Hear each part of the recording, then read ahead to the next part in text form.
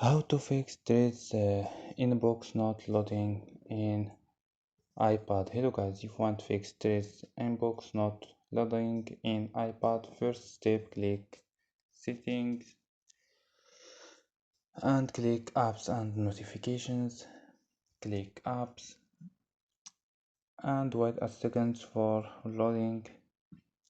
Scroll down and click threads. After these steps, click force stop and click storage. Click clear data and click clear cache. After these steps, turn off the Wi-Fi and turn on your Wi-Fi. So don't forget like and subscribe. Bye.